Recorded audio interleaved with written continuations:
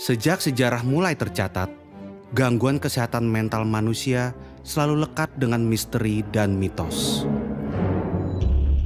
Pengidap gangguan jiwa lekat dengan stigma negatif seperti kesurupan, santet, sihir jin, muslihat setan, kutukan dewa, kutukan Tuhan.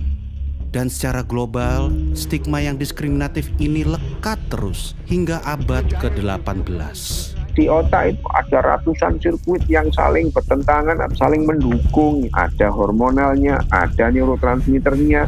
Akhirnya variasinya banyak. Seluruh bagian otak akan itu bertanggung jawab atas mental disorder. Bukan hanya satu atau dua bagian.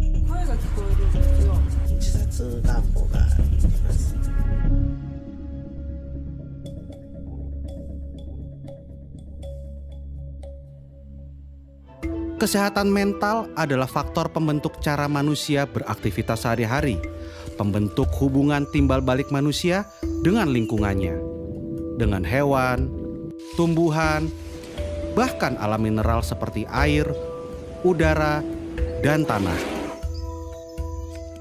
Sebenarnya kesehatan mental yang tidak dikelola itu punya implikasi besar terhadap kesehatan fisik kita, karena yang namanya kesehatan psikosomatis dan penyakit kronis itu banyak terkait dengan psikologis juga.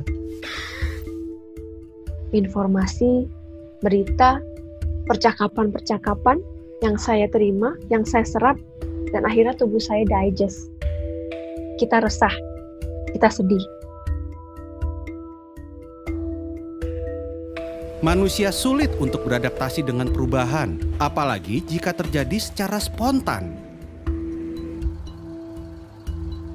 Aktivitas-aktivitas yang sebelumnya tak pernah terpikirkan dalam otak manusia, sekarang menjadi agenda rutin yang harus dijalani.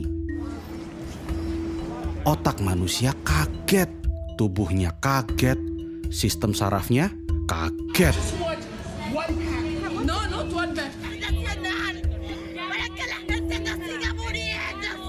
And as their frustration boils over, kebijakan ini ternyata justru berdampak pada peningkatan kasus kekerasan dalam rumah tangga di sejumlah. Kalau kita bicara tentang nerve system, sistem saraf otak kita, ada dua yang penting, simpatik dan parasimpatik. Simpatik ini yang fight or flight, parasimpatik ini yang rest and digest. Simpatik ini tipe-tipe orang yang begitu terima berita, dia stres, dia langsung makan yang lebih banyak, atau dia langsung merasa ada ketakutan yang berlebihan. Di situ hormon stresnya akan naik. Kebalikannya, justru parasimpatik itu adalah proses di mana tubuh kita ada di tahapan healing atau penyembuhan. Ketika kita ada di level parasimpatik, stres hormon kita akan turun. Tekanan darah kita akan turun. Kita akan jauh lebih rileks. Nah, kalau kita pergi ke dokter biasanya, terus kita bilang, Pak dokter saya sakit. Apa yang dokter bilang pertama kali? Istirahat. The ability to accept time as an ally is usually called patience.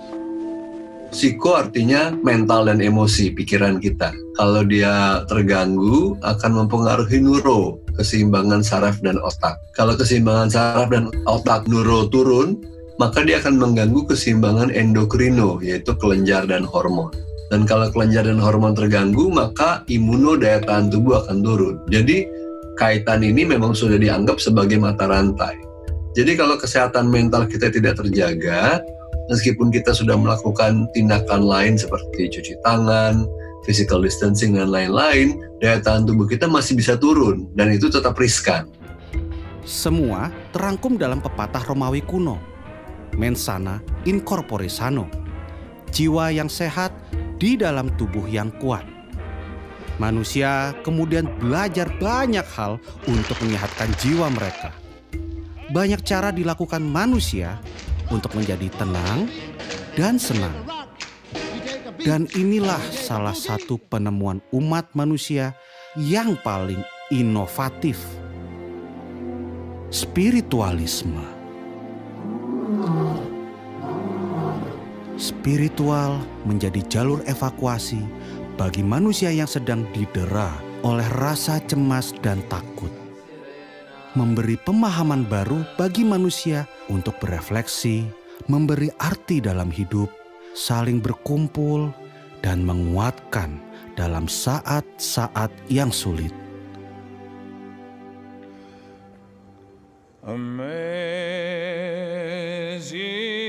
grace. Namun, apa jadinya saat kemudian setiap manusia tidak bisa lagi berkumpul dan berritual? Saat semua harus berdoa di rumah, harus beribadah di rumah, berpuasa di rumah.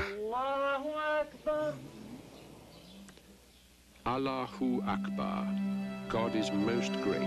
Sudah bertahun-tahun beribadah, ya pengajian, masa berkumpul memenuhi jalan kemana-mana. Ini Allah menghendaki kita beribadah secara khusyuk, secara tenang.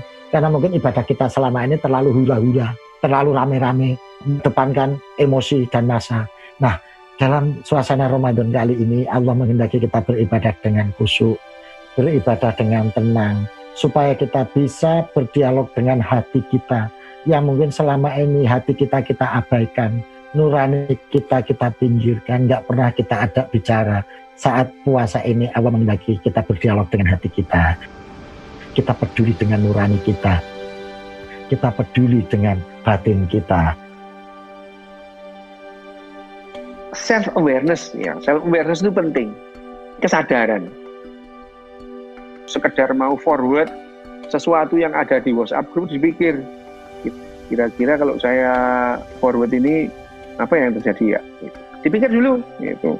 Nggak langsung ada berita langsung forward ke grup, ke temannya, membuat kepanikan gitu. Kalau kita mau melakukan sesuatu, stop dulu, dipikir dulu sejenak gitu. Itu aja. Ketika satu orang bisa memiliki satu kesadaran penuh, satu orang itu akan mempengaruhi lebih banyak orang lagi. Itulah kenapa para nabi, para avatar Buddha, Yesus, Nabi Muhammad, dan lain-lain yang ada di sana, ketika bicara pada 10 orang, orang tersebut akan menerima. Sementara kalau ketakutan, ketika dia bicara kepada 10 orang, belum tentu 10-10-nya bisa menerima. Ada sedikit saja orang dengan penuh kesadaran, maka dunia ini akan terbantukan.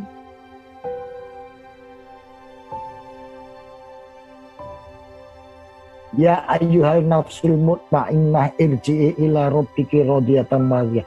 Wahai jiwa-jiwa yang tenang, jiwa-jiwa yang teduh, kembalilah ke Tuhanmu. Kalau hati kita ini bersih, jiwa kita ini bersih, maka batin kita sehat, fisik kita sehat, jiwa kita sehat. Menurut saya kesadaran itu adalah yang paling menjadi fondasi bagi kesehatan mental dan emosional. Orang yang awam ketika dibilang kata sadar, dia nggak ngerti apa yang dimaksud dengan kata sadar pada umumnya. Kita pikir sadar tuh artinya insaf gitu. Padahal kesadaran itu kan sebenarnya lebih kayak perhatian yang mengamati secara netral. Dan salah satu bagian daripada penyembuhan itu adalah menyadari tanpa menilai atau menghakimi. Itu yang namanya menerima kan sebenarnya. Tubuh yang kuat di dalam jiwa yang sehat. Corpore sano in mens sana. Spiritual itu adalah hasil kerja otak kita. Jangan dibalik, gitu ya. Jangan dibalik bahwa spiritual itu mempengaruhi otak. Bukan. Spiritual itu juga hasil kerja otak kita. Diperlukan nggak sih manusia? Perlu untuk ketenangan. Kalau tidak ada spiritualitas itu manusia itu lebih gampang menderita, gitu ya. Lebih gampang menderita. Tapi dengan spiritual bukan berarti orang itu lepas dari penderitaan, ya tidak. Gitu. You know the joke of a man hanging onto a cliff? He says, "Please God, save me." And God says, "Have faith and jump."